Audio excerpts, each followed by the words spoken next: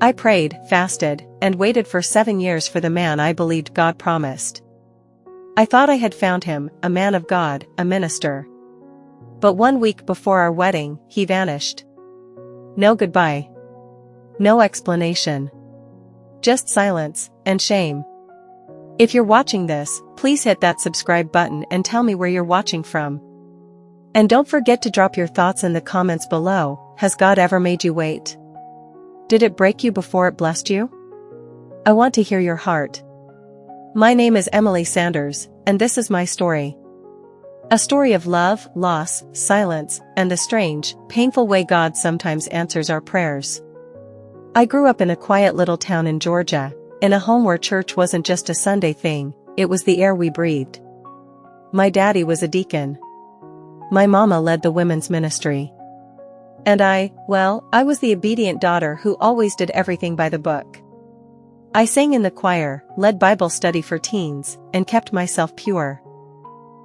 For years, I believed if I just did everything right, God would reward me with the man of my dreams. A godly husband. A prayer partner. Someone who would love Jesus more than he loved me. By the time I turned 27, all my friends were married, having babies, posting pictures of matching pajamas and scripture-laced captions. I was happy for them, but deep down, I felt forgotten. I had done everything right. Why was I still alone? I remember one night, I was 30 years old, on my knees at 2 a.m., crying out to God like Hannah. I told him, I'm not asking for a millionaire, or a preacher, or a prince. Just someone who loves you. Who will love me with patience. Who will lead our home in prayer. I felt peace after that night, like something had shifted. 2 months later, at a regional church conference in North Carolina, I met Thomas. He was tall, confident, and when he preached, it felt like the word came alive. He wasn't just a guest speaker, he was the main speaker. The real deal. After his message, I introduced myself. I didn't expect anything, honestly.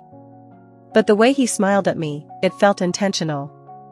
He told me he had noticed me during worship, said there was something different about my spirit. It was cheesy, but I blushed anyway. We exchanged contacts. What started as casual texts turned into long phone calls. We prayed every night together over the phone. We fasted on Mondays. He sent me scriptures every morning. Within 3 months, he came to visit my church. The congregation loved him. Everyone said we were spiritually yoked. After 6 months, he proposed to me in front of my entire church. My parents cried. I cried. It felt like God had finally remembered me. We set the wedding date, March 18th. I ordered my dress. We did premarital counseling. I gave notice at my job to relocate. He even bought our apartment ahead of time. Everything was perfect, until it wasn't. Exactly 1 week before our wedding, Thomas went silent. At first, I thought he was just busy, maybe overwhelmed with preparations. But then, his phone went straight to voicemail. His Facebook disappeared. His Instagram was wiped clean. I reached out to his assistant pastor, he hadn't seen him. I contacted his mother, no answer. For 3 days, I told myself maybe he was planning a surprise, maybe he was having doubts, maybe he was fasting in a cave, anything but what it actually was. He ghosted me. The shame? Unbearable. People whispered. Did she sleep with him before marriage? Was there a scandal? Maybe God didn't approve. My church family, the same ones who clapped during our engagement, now looked at me like I had a stain on my dress. I couldn't eat. I couldn't sleep. I replayed every moment, every prayer, every red flag I ignored. There were a few things, now that I looked back, how he always changed topics when I asked about his past, how he avoided deep talks about family. But I thought I was overthinking. I thought prayer covered it. For weeks, I asked God why. Why show me a future just to take it away? But heaven was silent. I cried into my pillow every night until it was soaked. I didn't want to get out of bed. I stopped going to church. I stopped praying. I felt abandoned by the very God I had trusted the most. And yet, there was a quiet whisper I couldn't shake. Not a voice, not a sound. Just a deep stirring in my gut, this isn't the end. But at the time, all I could feel was pain. Have you ever been heartbroken by what you thought was a promise from God? How did you handle the silence? I'll be reading every comment. Let's talk. And don't forget to subscribe so you don't miss chapter 2, it's about to get even more real. After Thomas disappeared, I told myself I'd never love again. Not because I didn't want to, but because I simply couldn't. My heart didn't just break, it shut down. I couldn't even cry anymore. The tears had run dry. All I had left were questions, shame, and this nagging feeling that maybe I wasn't good enough. You know what hurt the most? It wasn't just the betrayal. It was the silence from God. The one I had trusted with every detail of my life suddenly felt unreachable. I opened my Bible but the pages felt cold. I tried to pray, but my words bounced back like empty echoes in a cave. I went to church a few times after the incident, sat in the back pew with my head down. People whispered. I could feel their eyes on me, but no one said a word. One Sunday, the pastor preached about Job and how God gives and takes away. I clenched my fists so tight, my nails cut into my palms. I wanted to scream. I wanted to stand up and shout, "Don't talk to me about Job." Job got double for his trouble. All I got was silence. I walked out before the sermon ended. I didn't go back for months.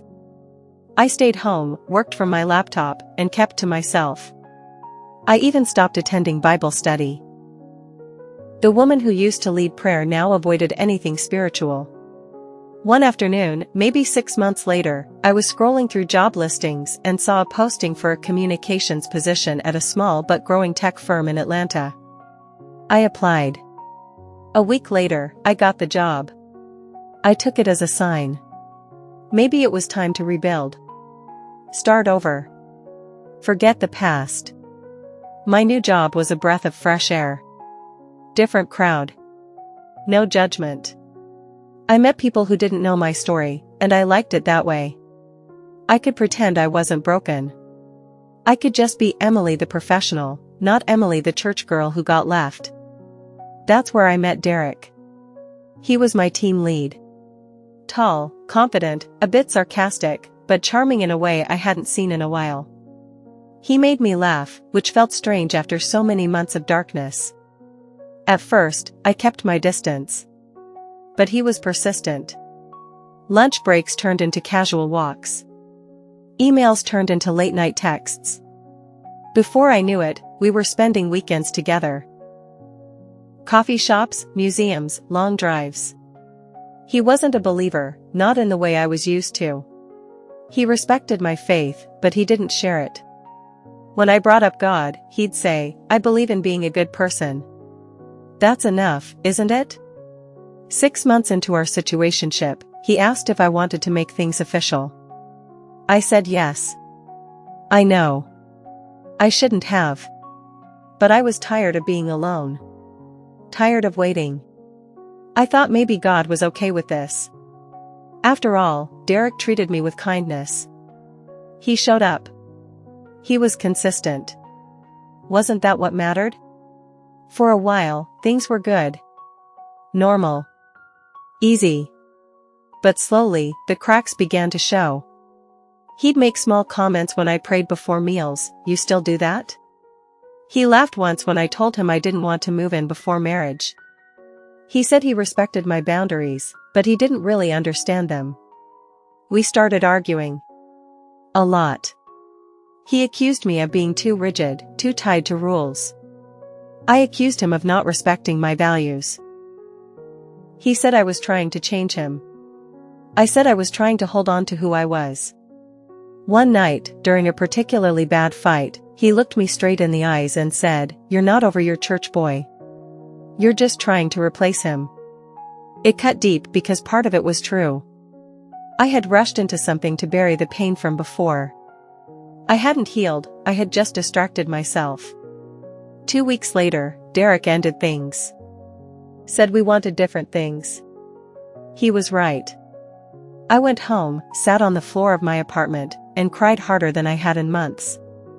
Not because I lost him, but because I had lost myself. In trying to outrun heartbreak, I had run from the very God I used to cling to. That night, I didn't pray a long, poetic prayer. I just whispered 4 words, God, I need you. And for the first time in a long time, I felt something. Not fireworks. Not visions. Just warmth. A strange kind of peace. Like someone was sitting beside me, quietly holding space for my pain. The next morning, I opened my Bible and read the same verse I had underlined years ago. The Lord is close to the brokenhearted and saves those who are crushed in spirit. Psalm 34 verse 18. I whispered to myself, so maybe I'm not too broken for him after all. From that moment, I decided to rebuild, but this time, not for a man. Not to look whole to the world, but to actually be whole. I went back to church, not the old one, a new one. A small congregation near my apartment. Nobody knew me there. I didn't volunteer for anything. I just sat in the 3rd row and worshipped quietly. Week after week, God started peeling back the layers of pain. He didn't rush me. He didn't push me. He just loved me, gently. I didn't date. I didn't entertain. I just lived. I went to therapy. I traveled. I joined a book club. I laughed again. And somewhere along the line, I stopped waiting for a husband, and started falling in love with my life again. But what I didn't know was that the real blessing was just around the corner. And this time, it would come when I least expected it. I wasn't looking anymore. For once in my life, I wasn't planning, pushing, or praying for a man to fill the empty places in my heart.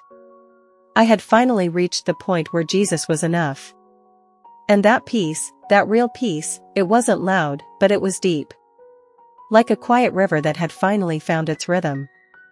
It was during that season of rest that he walked into my life. Not with a bouquet. Not with Bible verses. Not with some perfectly timed "God told me you were my wife" line. Just a cup of coffee. And a kind smile. His name was Michael. I met him at a local Christian bookshop after Sunday service. I had stopped by to pick up a devotional I'd been eyeing online. He reached for the same book. We laughed awkwardly, both of us saying, "You go ahead," at the same time. He asked if I was new in town. I told him I wasn't, but that my new life kind of was. He smiled. Something about him was gentle. Quiet strength. The kind you don't always notice at first, but once you do, you wonder how you missed it. We ran into each other again the following Sunday. Then again at a community outreach. Then again at a prayer night. I remember thinking, God, are you being sneaky? But I didn't jump ahead this time. I didn't imagine a wedding just because we had similar interests. I didn't start sketching our kids' names in my journal. Instead, I prayed a simple prayer. God, don't let me fall into another fantasy. If this is you, confirm it slowly. And God did just that. Michael and I became friends first. Real friends. We talked about everything, life, our past, our faith, even the parts we still struggled with. He wasn't perfect, and he didn't pretend to be. He had gone through his own heartbreak years ago, a broken engagement that nearly crushed him. But he, too, had learned to wait. Not passively, but with purpose. 3 months in, he invited me to lunch with his sister and her husband. That's when I knew he was serious. Not because of the gesture, but because he had nothing to hide. He wasn't trying to impress. He was just being real. 6 months later, we started dating officially. No drama. No confusion. No situationship. I remember the night he looked me in the eye and said, "Emily, I don't want to just love you, I want to cover you. Spiritually. Emotionally. Fully."